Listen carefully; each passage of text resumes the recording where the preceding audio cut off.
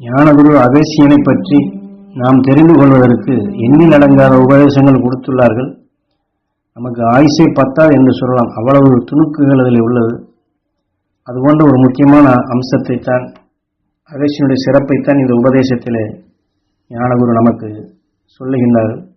அதாவது நஞ்சு விஷம் என்று தெரிந்தாலே அதனால் வீரியம் பெறுபவன் தான் நம் பூமியிலே முதல் மனிதனாக உதித்த அகஸ்தியன் ஆவான். நஞ்சு என்று தெரிந்தாலே மற்றதெல்லாம் வீழ்ந்துவிடும், ஆனால் அதை கண்டாலே அதை நுகர்ந்தாலே வீரியம் பெறுபவன் என்று சொல்லுகின்றார். காரணம், அவன் தாய் கருளை பெற்ற சக்திகள் அதை போன்ற நிலைகள். ஆனால் அவன் தெரிந்து வரவில்லை, அறியாத நிலைகள் வளர்ச்சி பெற்று வந்தவன் தான். ஏனென்றால் நஞ்சினை வென்றிடும் உணர்வுகள் அகஸ்தியனுடைய இளம் பருவத்தில் விளைந்த பின் அதை வைத்து ஒவ்வொன்றையும் அறிந்திடும் நிலையாகவும் மிகவும் வலுக்கொண்ட உணர்வாகவும் வருகின்றது. எந்த மிருகத்தின் அருகில் இவன் சென்றாலும் இவனை கண்டு அது அஞ்சி ஒடுங்குகின்றது. அது தாவர இனங்களில் இருக்கும் சத்துக்களை இவன் உணவாக உட்கொண்ட நிலையில் அதன் உணவின் தன்மை வரும் பொழுது தாவர இனங்கள் ஒடுங்குவதையும் காணுகின்றன. இதன் இயக்கத்தை இளம் வயதிலேயே 5 வயதிற்குள்ளேயே இதையெல்லாம் அவன் அறிய தொடங்குகின்றான். இப்போ உதாரணமாக நாம் ஒரு குளவி அது புழுவை எடுத்து வந்து கூட்டினை கட்டி விஷத்தை பாய்ச்சி அதற்குள் அந்த புழுவை அடைத்து வைத்து அதன் மேல் ரீங்காரமிட்டு அந்த புழுவையை குளவியாக மாற்றுகின்றது. குளவி தூக்கி கொண்டு வந்த புழு குளவியாக மாறுகின்றது. ஆனால் புழு குளவியாக மாறிய பின் அதற்கு உமிழ்நீர் சுரந்து கட்டிய கூட்டை பிளந்து கொண்டு வெளியே வருகின்றது. ஆனால் வெளியே வந்ததும் புழு குளவியாக மாறியது மீண்டும் தன் இனத்தை விருத்தி செய்ய வேண்டும் என்று அது இன்னொரு புழுவை எடுத்து வந்து அதையும் குளவியாக மாற்றுகின்றது. ஆனால் இந்த புழுவுக்கு யாரும் சொல்லித்தரவில்லை, குளவியும் சொல்லித்தரவில்லை. அறியாமல் தான் தன் இனமாக அது விருத்தி செய்கின்றது.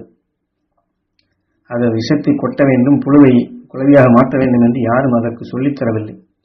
அதை எப்படி குளவி சொல்லிக் கொடுக்காத நிலையில் புழு குளவியாக மாறிய பின் செயல்படுகின்றதோ இதை போலதான் அகஸ்தியனுக்குள். இது ரொம்ப மிகவும் முக்கியமானது. நஞ்சினை வென்றிடும் அந்த இயக்கங்கள் ஆனப்பின் அவன் அறியாமலேயே பல செயல்களை அவன் செயல்படுத்த தொடங்குகின்றான்.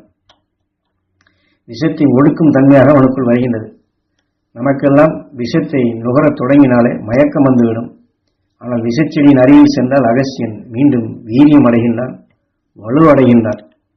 ஆக விஷத்தின் தன்மை, அதாவது மற்றொன்றை ஒடுக்கும் வல்லமையாக இருந்தாலும் கூட இவன் தெளிந்த மனம் வலுவான உணர்வு கொண்டவனாகவும் இவன் மாறுகின்றான்.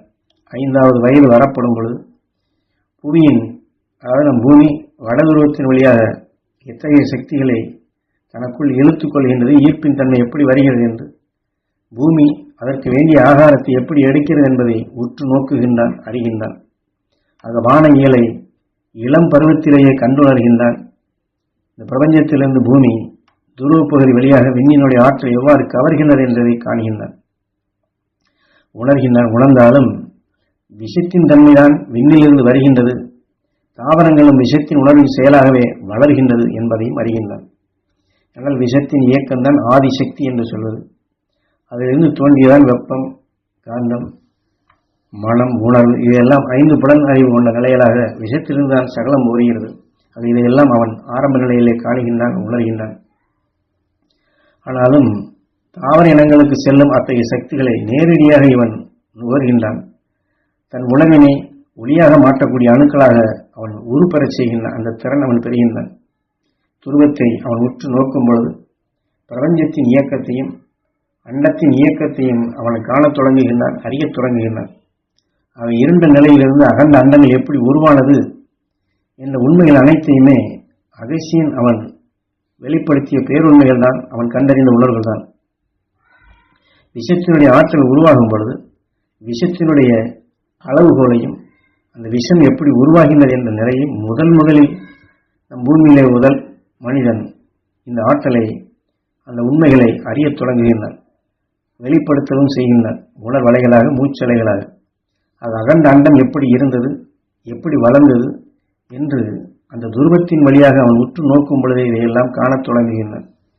அவனில் விளைந்த உணர்வுகள், அவனுடைய மூச்சலைகள், அவனின்றி வெளிப்பட்டதை சூரியனுடைய காந்த சக்தி கவர்ந்து அலைகளாக நம் பூமி முழுவதுமே படரச் செய்துள்ளது.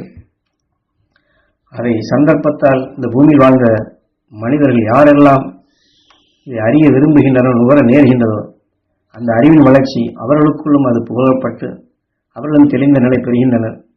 ஆக இருளை வெல்லும் திறன் பெற்ற முதல் மனிதன் அகசியனை. ஆக அந்த அகசியமா மகரிஷியுடைய அருளாற்றலைத்தான் மாமகர்ஷி ஈஸ்வரகுரியர் காட்டிய வழியிலே அவர் எம்மை பெறச் செய்த அந்த நிலையைத்தான் இங்கே உங்களையும் சிறுக சிறுக துணுக்கு துணுக்காக உணர்த்தி அதனையும் நீங்கள் சிறுக சிறுக வளர்ச்சி வரும் நிலையாக அகசியனை போன்ற அந்த ஆற்றல்களை அவன் நஞ்சின் இயக்கத்தை ஒடுக்கியது போன்று, நஞ்சின் இயக்கத்தால் அவன் வீரியம் பெற்றது போன்று, நஞ்சின் இயக்கத்தால் வலுகொண்ட நிலை அவன் பெற்றது போன்று அந்த சந்தர்ப்பத்தை உங்களுக்கும் ஏற்படுத்தி கொடுக்கின்றேன் என்று ஞானகுரு இந்த உபதேசத்தின் வாயிலாக அவசியம் இன்றைய காலகட்டத்தில் உலகம் முழுவதும் நஞ்சின் தன்மை பரவி கொண்டிருக்கும் இத்தகைய வேளையில் நாம் இதை போன்ற அகசியமா மகரிஷி அந்த அருளாற்றல் நாம் பெற்றோம் என்றால் இது வரக்கூடிய காலத்தில் நம்மை நாம் காத்து, நம்மை சார்ந்தோரையும் காத்து, உலகையும் காக்கக்கூடிய அரும்பெரும் ஞானியாகலாம். அப்படி ஆக வேண்டும். நிச்சயம் ஆவீர்கள் என்ற நம்பிக்கையில் நான் குருநாதர் வழியிலே இதையெல்லாம் துணுக்கு துணுக்காக உணர்த்துகிறேன் என்று குரு உணர்த்துகின்றார்கள்.